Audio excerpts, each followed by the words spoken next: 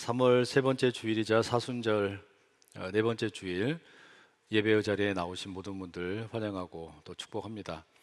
오늘은 고린도전서 강의 일곱 번째 시간입니다.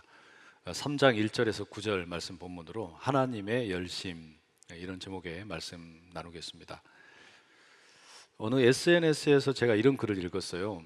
한 중년의 여성이 그 유방암 진단을 받았답니다. 이제 그 일이 계기가 되어서 교회를 나가게 되었고, 또 구원을 갈망하고 또 치유를 갈망하면서 믿음이 생기기를 간절히 원했다는 거예요. 그런데 이상하게 믿음이 생기지를 않는 겁니다. 잘 믿어지지가 않았나 봐요. 그래서 고민을 하다가 답답한 마음에 법륜 스님의 증문즉답 코너에 질문을 했어요. 스님, 도대체 내가 어떻게 해야 교회에서 믿음이 생길 수 있겠습니까? 방법 좀 가르쳐 주십시오. 이게 참 우스운 상황이잖아요. 그런데 이 에피소드의 출처를 제가 찾아보려고 법륜 스님 페이스북도 들어가 보고 유튜브 채널도 들어가 보고 정토회 홈페이지도 들어가서 이런저런 내용들을 뒤져봤는데 이와 꼭 맞는 사례를 찾지는 못했어요. 근데 비슷한 이야기가 되게 많더라고요.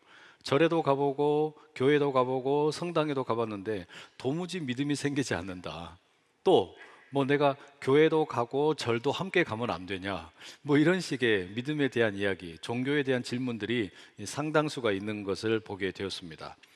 여하튼 이런 질문은 어린 아이의 순수함이 좀 묻어 있는 것 같다, 그런 생각이 좀 들어요.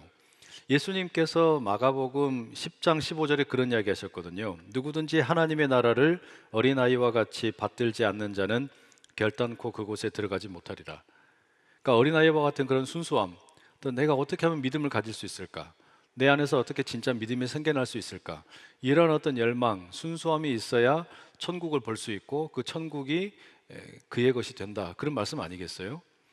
그런데 어린아이의 순수함이라고 하는 것은 늘상 좋은 것만은 아닌 것 같아요.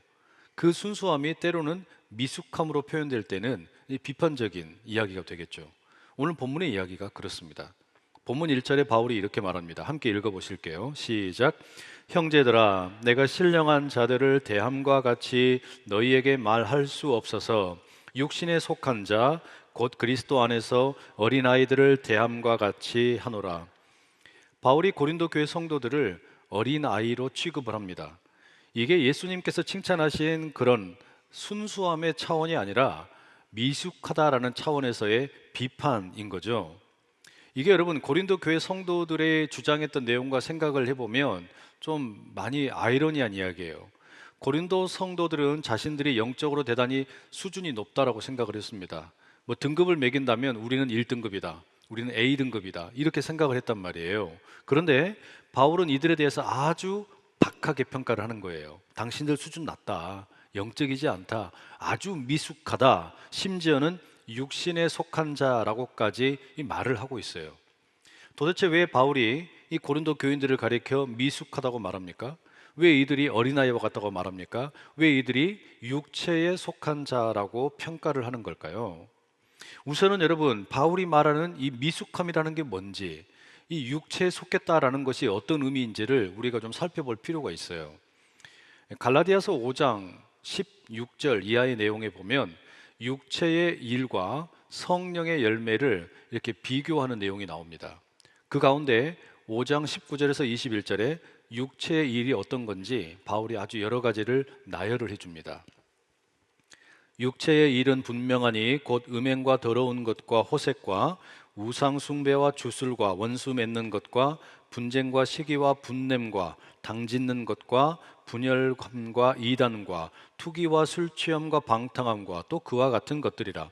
전에 너희에게 경계한 것 같이 경계하노니 이런 일을 하는 자들은 하나님의 나라를 유업으로 받지 못할 것이요. 여러분, 여기 보니까 육체의 일, 육체에 속한 일에 대해서 아주 여러 가지를 나열을 하고 있죠. 보통 여러분, 우리가 육체에 속한다라고 생각할 때 이건 여러분 보통 뭐 성적인 타락, 성적인 문제 이런 것과 결부되는 경우가 되게 많아요. 이게 완전히 틀린 건 아닙니다. 본문의 갈라디아서에서도 뭐 음행, 더러운 것, 호색 이런 내용이 있는 것 보면 일부분은 그런 게 해당합니다. 그런데 바울이 육체에 속했다, 미숙하다라고 할 때 그것은 성적인 것을 훨씬 뛰어넘습니다. 범위가 넓어요. 그죠? 그래서 뭐 성적인 타락 외에도 우상 숭배, 주술, 원수 맺음, 분쟁, 시기, 분냄, 당 짓는 것, 분열, 뭐 이와 같은 것들이 아주 많아요. 결국에 이 바울이 육체에 속했다 또는 미숙하다 이렇게 평가할 때 그 말의 의미는 어떤 거냐면, 하나님으로부터 멀어진 이 타락한 인간이 자기 중심성에 빠져가지고 거기에서 허우적거리고 살아가는 상태를 말하는 겁니다. 그러니까 하나님으로부터 멀어지니까 결국에 어떤 어긋난 모습을 갖게 되는데, 가만히 보니까 이 바울이 이야기하는 육체의 일이라고 하는 게 적어도 한 세 가지 정도의 카테고리로 정리가 되는 것 같아요. 첫째는 성적인 타락이고요. 두 번째가 우상 숭배와 같은 영적인 타락입니다. 그리고 마지막 세 번째가 공동체의 분열이에요. 그런 일들이 빈번하게 나타나더라는 겁니다. 미숙하게 되면, 어린아이 같으면, 또 육체에 속하게 되면 이런 일이 일어난다는 거예요. 이런 배경에서 이 고린도전서 본문의 말씀을 다시 한번 보면 어떻습니까? 바울이 2절에서 내가 여러분들을 밥을 먹이지 못하고 맨날 젖만 먹였다 이렇게 이야기를 해요. 소화를 시키지 못해서 이유식을 먹이고 젖을 먹이고 분유를 먹일 수밖에 없었다는 거죠.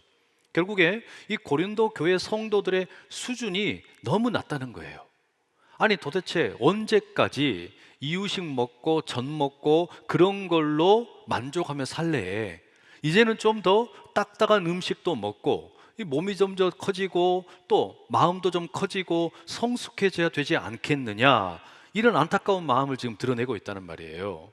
결국에 바울이 말하는 어린아이 같다, 미숙하다, 육체에 속한 자다, 이런 모든 것들은 지금 영적으로 너무나 미천한 그런 상태에 있게 되었다는 표현입니다.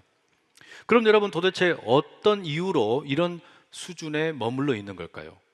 어쩌다가 이렇게 처참한 바울의 평가를 듣게 된 겁니까? 3절에 그 이유가 제시되는데요, 함께 읽어보겠습니다. 시작.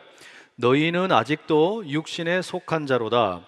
너희 가운데 시기와 분쟁이 있으니 어찌 육신에 속하여 사람을 따라 행함이 아니리요.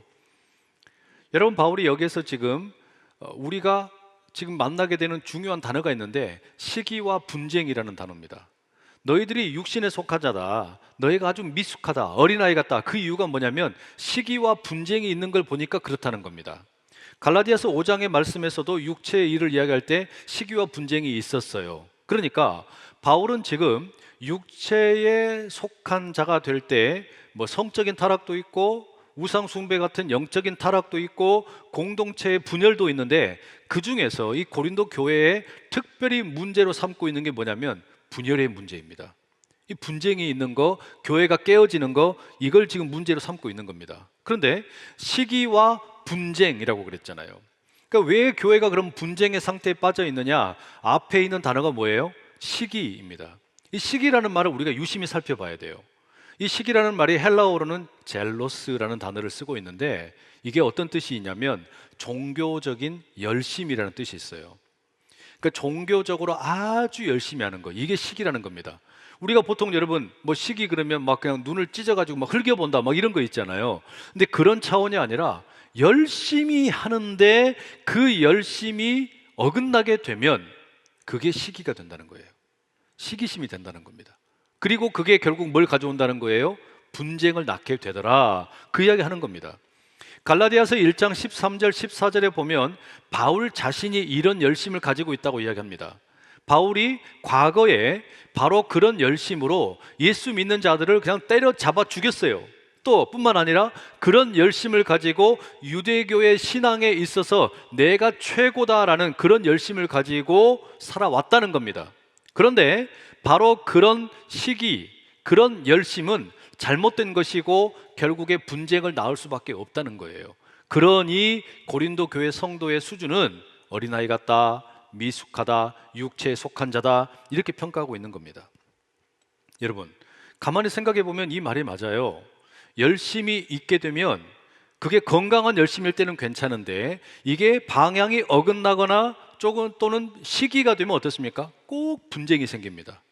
다시 말하면요, 교회에서 분쟁을 일으키는 사람이 누구이던가요? 열심이 없는 사람들은요, 분쟁을 일으키지를 않아요. 교회에 대해서 별로 애정이 없는 사람들은 문제에 참여하지도 않습니다. 주일날 예배 드리는 것도 버거워하는데 무슨 문제를 일으키겠습니까? 그죠? 그럼 누가 문제를 일으키냐? 열심히 있는 사람들이에요. 주일날 예배 열심히 드리고, 수요 예배 드리고, 금요 브릿지 워십 예배 드리고, 새벽기도 빠지지 않고 예배 드리는 사람이 문제 만들어요. 봉헌을 많이 하는 사람이 문제 들어요. 문제 일으켜요. 11조 많이 드리고, 감사 예물 드리고, 성전 봉헌 예물 드리고, 이런 사람들이 문제 일으켜요. 또 봉사나 섬김 많이 하는 사람이 분쟁 일으킵니다. 위원회에서 활동 열심히 하고, 찬양대 찬양팀 활동 열심히 하고, 봉사하고 선교하고 전도하고, 이런 분들이 꼭 문제 만들어요. 제 말이 틀렸어요?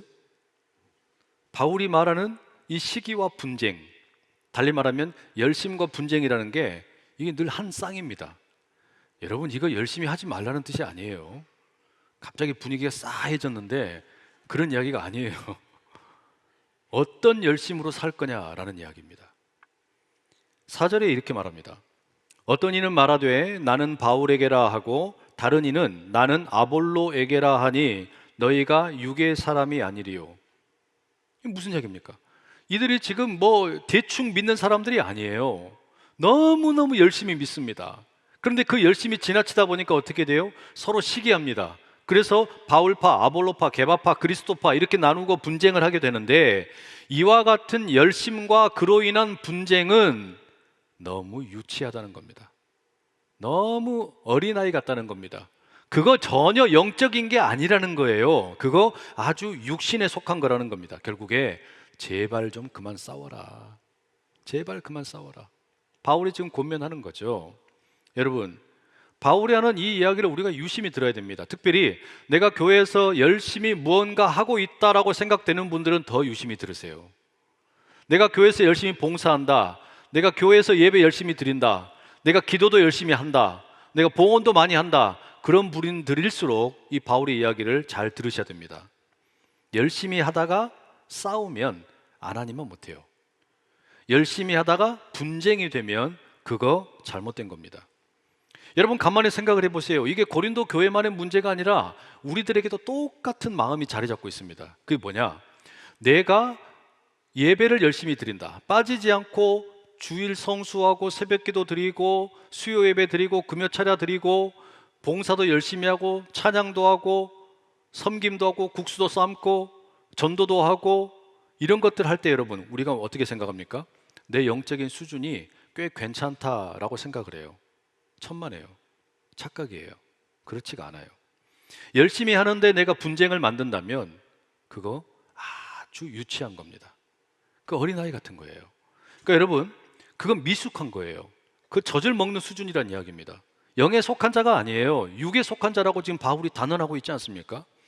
다시 한번 말씀드리는데, 이것은 열심히 하지 말라는 이야기가 아니에요. 예배 열심히 드리지 말라는 뜻도 아니고, 봉헌하지 말라는 뜻도 아니고, 헌신하지 말라는 뜻도 아니에요. 중요한 게 뭐냐? 그 열심의 방향이 어디에 있냐라는 거예요. 도대체 내가 왜 열심히 하느냐? 그러니까 우리가 가만히 보면 열심히 하는데 이상하게 내가 자꾸 분쟁에 휩싸인다, 이상하게 내가 열심히 하는데 문제가 생긴다, 그 자기 자신을 돌아봐야 돼요. 내가 왜 이렇게 되는지에 대해서 생각을 해봐야 된다는 이야기예요. 이 사순절을 보내는 의미가 뭡니까? 주님의 십자가 앞에서 우리 자신을 돌아보잖아요. 내 신앙생활을 돌아보고, 내 언어를 돌아보고, 내 일터이든지 교회에서든지 가정에서든지 우리 삶을 돌아보는 거잖아요. 결국에 우리 스스로를 점검한다라고 할 때 혹여 나의 열심이 잘못된 방향은 아닌가, 이걸 우리가 한번 확인해 볼 필요가 있다는 이야기입니다. 자, 우리가 우리 스스로를 그렇게 돌아본다라고 할 때 뭘 회복해야 될까요? 어떤 것이 회복되어야 되는가? 5절의 말씀 한번 같이 읽어보실게요. 5절입니다. 시작. 그런즉 아볼로는 무엇이며 바울은 무엇이냐?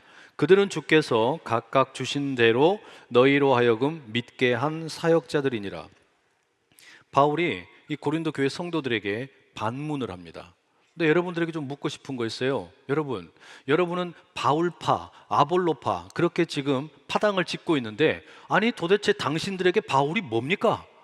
당신들에게 아볼로가 뭡니까? 도대체 바울과 아볼로가 무엇이기에 그들에게 그렇게 매달리고 그들을 추종합니까? 바울이 묻는 거예요. 그리고 바울이 스스로 답을 줍니다. 여러분, 바울이나 아볼로, 그들은요 하나님의 사역자들입니다. 하나님께서 임무를 맡기신 사역자들입니다. 이렇게 말을 해요. 근데 이 사역자라는 말이 헬라어로 읽어보니까 디아코노스라는 말을 쓰고 있어요. 이 말을 조금 과격하게 번역하면 무슨 뜻이냐면 종이라는 뜻입니다. 하나님의 종이라는 뜻이에요. 결국에 바울과 아볼로는 주인이 아니라 종이라는 의미가 되겠죠? 이게 뭘 말하는 거냐? 하나님께서 여러분 고린도 교회라는 밭을 경작을 하십니다. 근데 이 밭을 경작할 때에 일꾼들을 부르시는데 바울도 부르시고 아볼로도 부르신 거예요. 다만 그 순서가 다를 뿐이죠. 바울을 제일 먼저 불렀습니다. 그래서 이 바울을 통해 고린도 교회라는 밭을 이제 다듬기 위한 준비를 합니다. 씨앗을 뿌리게 하셨어요. 나중에 찾아온 아볼로를 통해서 이제 싹이 막 나고 있는 그 경작하고 있는 작물에게 물을 주게 하셨습니다. 하지만 바울이나 아볼로는 고린도 교회라는 밭의 주인이 아니에요. 주인은 따로 있는 겁니다. 이들은 현장의 일꾼입니다. 현장의 일꾼은 주인이 시키는 대로 하면 되는 거예요. 그게 전부예요. 물론 씨도 뿌리고 물도 주지만 이들에게는 그런 어떤 작물에 대한 책임이 없습니다. 이들에게는 힘이 없어요. 이 작물들이 잘 자라게 되는 궁극적인 책임과 능력은 어디에서 오는 거냐면 주인에게서 옵니다. 그게 하나님이에요. 하나님의 신비한 능력이 이들을 자라게 만든다는 말이에요. 이걸 여러분 믿음이라는 말로 한번 보세요. 바울을 통해서 믿을 수 있어요. 아볼로를 통해서 믿을 수 있어요. 그러나 바울과 아볼로를 뛰어넘어서 이 고린도 교회 성도들에게 믿음을 장착시키시는 분이 누구냐? 그게 하나님이라는 이야기예요. 앞서 제가 소개해드렸던 그 법륜 스님, 그 이야기 답을 좀 제가 듣고 싶어가지고 가만히 들어봤어요. 스님, 제가 교회를 가도 믿음이 생기지 않고 절에 가도 믿음이 생기지 않고 성당에 가도 믿음이 생기지 않는데 도대체 믿어지지가 않는데 어떻게 해야 되겠습니까? 그랬더니 이 법륜 스님이 뭐라고 대답을 하냐면 그건 틀렸다. 접근이 틀렸다. 믿어지지 않는 것을 억지로 믿는 것은 옳지 않다. 이렇게 이야기하면서 뭐라 그러냐면 믿어지는 것만 믿으세요. 이렇게 이야기하더라고요. 근데 제가 그 말이 꽤 일리가 있다는 생각이 들었어요. 그러니까 완전히 관점이 똑같은 것은 아니지만 이게 어떤 의미인가 하면 믿어지지 않는 것을 억지로 믿으면 탈이 납니다. 여러분, 우리 보고 믿으라 그럴 때 누가 총을 들고 와서 칼을 들고 와서 막 위협을 해서 믿습니까? 아니잖아요. 우리가 믿게 된다라고 하는 것, 믿음이 생긴다라고 하는 것은 이건 자발적으로 생기는 거예요. 누가 때려 죽인다고 그래서 믿는 게 아니란 말이에요. 가만히 생각을 해보세요. 여러분이 이 교회에 와가지고 설교를 듣고 성경 공부를 하고 그러면서 이제 믿음이 자라가게 되는데 듣게 된 이야기가 뭡니까? 와, 세상에 하나님이 천지를 창조하셨대요. 또 그 하나님께서 아담과 하와를 위해서 에덴 동산을 만드셨대요. 하나님께서 홍수로 심판도 하셨대요. 하나님께서 아브라함을 부르셨대요. 모세를 통해서 홍해를 가르기도 하셨고 광야에서는 만나와 메추라기로 배불리 먹이기도 하셨고 그들에게 가나안 땅에 들어갈 수 있도록 요단강도 물을 가르셨대요. 성경에 다윗이라는 인물이 있는데 이 조그마한 다윗이 돌팔매질을 통해서 이 골리앗이라고 하는 거인을 쓰러뜨리기도 했대요. 기가 막힌 일들이 너무너무 많습니다. 신약 성경에 오면요 꼬꾸라집니다. 마리아가 처녀인데 성령을 통해서 임신했대요. 그렇게 태어난 아이가 누구냐면 예수님이래요. 들어나 보셨어요? 그 예수님이 병든 자를 다 고쳐주시고 폭풍우를 잔잔하게 하시고 심지어는 여러분 죽은 자도 살리셨대요. 아니 그게 끝이 아니고 이 예수님이 십자가에 못 박혀서 죽으셨는데 3일 만에 다시 부활하셨대요. 이것도 끝이 아니에요. 그리고서는 이 예수님이 하늘로 승천하셨는데 뭐라고 약속을 하셨냐면 내가 다시 오리라 약속을 하셨대요. 여러분, 천지 창조에서 시작을 해서 예수님의 십자가와 부활과 재림의 약속까지 이거 다 믿어지세요? 믿어지신다면 그건 그 자체로 기적이에요. 여러분 안에 그 믿음의 기적이 일어난 겁니다. 다른 사람들은 믿지 못하는데 나는 이게 믿어진다. 그게 믿어진다라는 것 자체가 여러분 누가 시켜서도 아니고 억지로 믿는 것도 아니고 여러분 안에 그 믿음이 이제는 자라게 된 것 자체가 뭐냐면 기적이에요. 며칠 전에 아내가 저에게 그런 이야기를 했어요. 가만히 생각을 해보니까 이게 참 놀라운 일이다. 내가 믿음의 가정에서 태어나가지고 교회에서 자라고 또 그 성경에 있는 이야기들을 공부하고 배우면서 이것들이 다 믿어진 것 자체가 기적이다. 그 이야기를 하더라고요. 그래, 맞다. 제가 그게 동의할 수밖에 없었어요. 여러분, 제 아내도 그렇고 여러분도 그렇고 이게 지금 여러분 믿어지는 것도 있고 믿어지지 않는 것도 있을 거예요. 그런데 이 믿음의 과정에서 누군가는 여러분을 위해서 믿음의 씨앗을 뿌렸겠죠. 또 누군가는 여러분을 위해서 물을 주었겠죠. 그러나 제일로 중요한 역할을 한 분이 누구냐? 그게 하나님이라는 이야기예요. 그래서 7절에 이렇게 되어 있습니다. 함께 읽어보십시오. 7절 시작.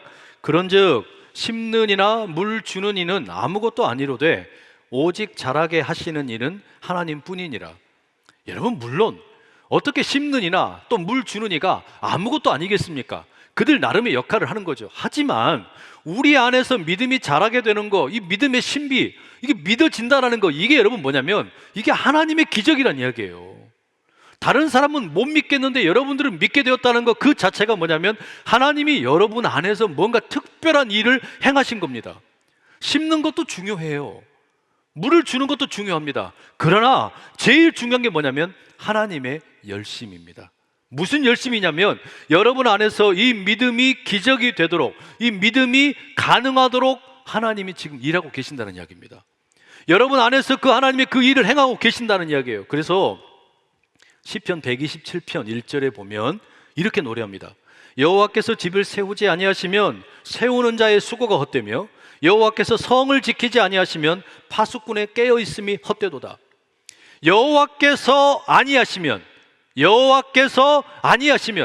집을 세우는 자의 수고도 헛된 것이고 파수꾼이 깨어서 성을 지키는 것도 헛되다고 이야기하는 거예요.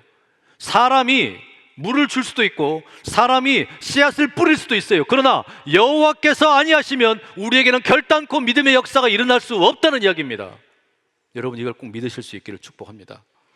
우리 안에 있는 믿음, 이걸 자라게 하시는 분은 오직 하나님뿐이라는 이야기예요.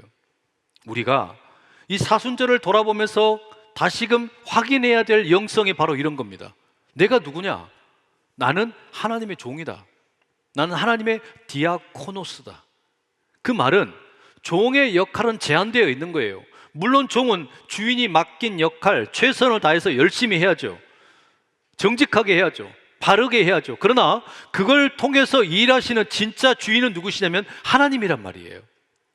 우리가 너무 열심히 한다고 하다가 내가 그냥 자랑을 하려고 내가 교만해져 가지고 이 열심히 지나치게 되면 시기가 되고 그 시기는 결국 분쟁을 낳는단 말이에요. 그건 지금 바울이 말하기를 아나니만 못하다. 그거 유치한 거다. 어린아이 같은 거다. 꾸중하고 있는 거란 말이에요. 그래서 오늘 설교의 제목이 하나님의 열심이에요. 나의 열심이나 수고나 노력 대충 하라는 이야기가 아닙니다. 최선을 다하지만 궁극에 그것을 통해서 일하시는 분은 누구냐? 하나님이란 말이에요. 하나님의 열심이란 말이에요. 저는 매 주일 첫 번째 설교를 마치면 제 아내하고 통화를 합니다. 오늘 설교가 어땠는지, 뭐 이상한 건 없었는지, 고칠 건 없는지 미처 제가 확인하지 못한 부분들에 대해서 피드백을 받아요. 지난 주일에도 제가 아마 사부 시간에 말씀드렸던 것 같아요. 처음 설교 끝내고 나서 아내하고 통화를 했습니다. 지난주 설교 제목이 성령과 아이러니였는데 제가 아이러니를 어떻게 설명하면 좋을지 한 주 내내 고민을 했어요. 아내에게도 좀 적절한 사례가 있으면 이야기해달라 그랬단 말이에요. 근데 설교를 준비하는 동안에는 아내가 답을 주지를 못했습니다.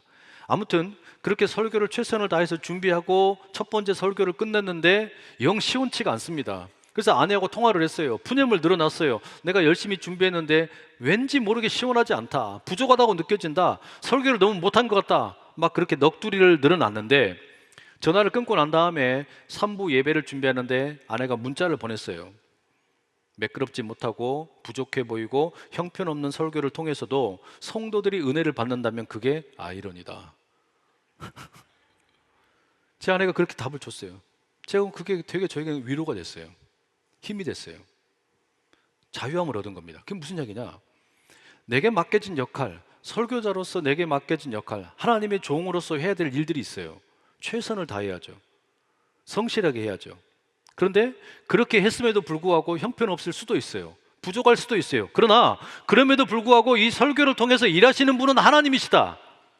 내가 아니다. 성도들의 믿음을 일으키는 것은 내가 하는 일이 아니다. 이것은 하나님께서 행하시는 일이지 내가 하는 게 아니다. 이걸 여러분 깨달게 되었단 말이에요. 그게 바울이 말하는 디아코노스 정신입니다. 하나님의 종에게는 늘 그 마음이 있어야 돼요. 이 하나님의 종이 여러분 무슨 목회자에게만 해당하는 이야기겠습니까? 우리 모두에게 해당하는 이야기입니다. 우리 모두에게 하나님께서 맡기신 직분이 있어요. 찬양팀, 찬양대, 봉헌위원, 안내위원, 이 예배를 섬기는 가운데 섬기시는 분들 얼마나 많습니까? 또 주중에 예배 사역뿐만 아니라 교회를 위해서 섬기시는 분들, 또 여러분이 하나님의 종으로서 일터에서라든지 가정에서 부여받은 역할들이 있다는 이야기예요. 그 일들을 통해서 우리는 믿음의 공동체를 세우고 우리 자녀들에게 믿음을 가르치기도 합니다. 그런데 궁극적으로 그 모든 일을 주관하시는 분이 누구냐? 그게 하나님이란 말이에요. 다시 말하면 여러분의 믿음의 성패는 저에게 달려있는 게 아니에요.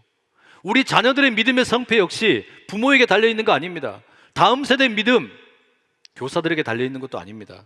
성도들이 은혜를 받는 거 찬양대나 우리 찬양팀이 노래를 잘해서 그런 게 아니에요. 교인들이 영적으로 성장하는 거 국수를 맛있게 잘 삶아서 되는 것도 아니란 이야기예요. 우리를 잘하게 하는 거, 나의 믿음을 영적으로 성숙하게 하는 것은 오직 하나님 손에 달려있어요. 때때로 그래요. 정말 형편없는 것 같은 예배, 부족해 보이는 어떤 시설, 공간, 사람들, 재정의 부족함, 그럼에도 불구하고요, 여러분 하나님이 일하기로 작정하시면 부흥을 일으키시는 줄로 믿습니다. 우리가 이걸 믿어야 돼요. 하나님이 일하시면, 하나님의 그 작정하심이 있으면, 하나님의 열심이 있으면 결국에 하나님은 어떤 형편이든지 들어 사용하신다는 말이에요. 여호와께서 아니하시면 집을 세우는 자의 수고가 헛됩니다. 여호와께서 아니하시면 파수꾼의 수고도 헛되게 된다는 이야기예요. 그렇기 때문에 우리가 꼭 기억합시다. 나는 하나님의 종이다. 나는 하나님의 디아코노스다. 그러니 종은 주인이 맡겨준 직분, 역할을 최선을 다 감당하면 됩니다.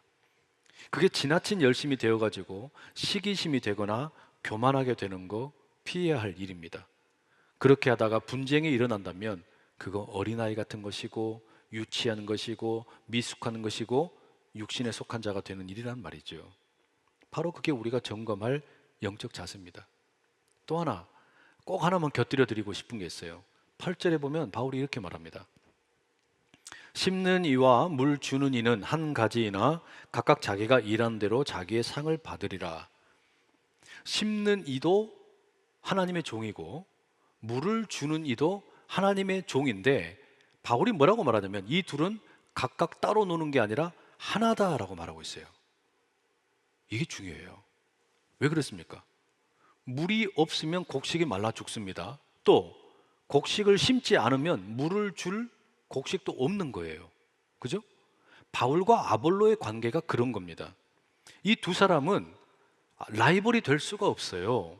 바울이 최고다, 아볼로가 최고다, 게바가 최고다, 이렇게 라이벌이 될 관계가 아니라는 이야기입니다. 그럼 뭡니까? 모두가 다 하나님의 종입니다. 때문에 다른 사람은 제쳐놓고 이 사람만 지켜 세운다라는 거, 이거 우스운 거예요. 이 사람만 뛰어나고 다른 사람은 아무것도 아니다, 이거 우습다는 말이에요. 바울과 아볼로는 모두가 다 서로에게 상호 우존적인 겁니다. 필수적인 거란 이야기예요. 여러분, 우리가 영적인 성숙을 위해서 꼭 기억해야 할 정신이 바로 이겁니다. 내가 하나님의 종이라는 것을 기억하는 거, 하나님의 열심이 더 중요하다는 거, 이게 첫 번째라면, 두 번째는 뭐냐면 하나님의 종들은 서로 경쟁을 하는 게 아니라 하나가 되어야 될 존재라는 겁니다. 우리는 하나가 되어야 돼요. 그렇지 않습니까? 바울이 심었으면 아볼로가 물을 줘요. 그러면 그 곡식이 잘 자라게 되는 거예요. 원로 목사님이 건축을 잘 하셨으면 저는 빚을 잘 갚으면 돼요. 그러잖아요. 그러면 이 교회가 든든히 서 가는 거예요. 이걸 우리가 왜 따로 보냔 말이에요. 우리 모두는 하나님의 종으로서 각자에게 맡겨진 역할이 있어요. 그 일을 잘하면 돼요. 이게 각자가 따로 놀기 시작하면 무슨 일이 벌어지냐면 부서 이기주의가 되기도 하고 위원회 이기주의가 되기도 하고, 그게 커지면 이제 교회의 이기주의 또는 교단의 이기주의, 이러다 보니까 어떻습니까? 하나님의 교회인데, 모두가 주님의 교회인데, 각자의 교회들 또 교회 안에서도 각각의 부서나 이 사역들이 따로따로 놀다 보면 이거야말로 아주 꼴불견이 되는 거다 말이죠. 결국에 밭의 주인이신 하나님께서 우리 모두를 하나님의 종으로 부르셨는데, 이 종들은요 함께 합력을 하는 것을 배워야 돼요. 이게 우리가 두 번째로 배워야 될 겁니다. 가만히 놔두면 다 각자는 잘 하는 것 같은데 이게 나중에 조화가 안 된다는 이야기죠. 그래서 바울이 9절에 이렇게 말해요. 우리는 하나님의 동역자들이요 너희는 하나님의 밭이요 하나님의 집이니라. 무슨 얘기냐면 바울과 아볼로를 가리켜서 앞서서는 하나님의 종이라 그랬어요. 이제는 하나님의 동역자라고 말합니다. 여기서 말하는 동역자라고 하는 것은 하나님과 동급이다 이런 뜻이 아니라, 주인이신 하나님으로부터 부름받은 우리 종들끼리는 서로 협력을 해야 된다 그런 뜻이에요.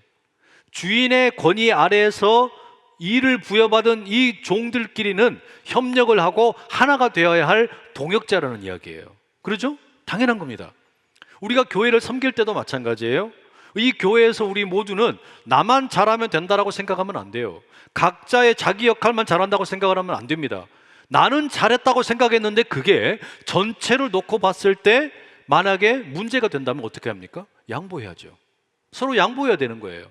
그래야만 그게 하나가 되고 협력이 되고 하나님의 뜻을 드러내는 겁니다. 왜냐? 나도 하나님의 종이지만 상대방도 하나님의 종이에요.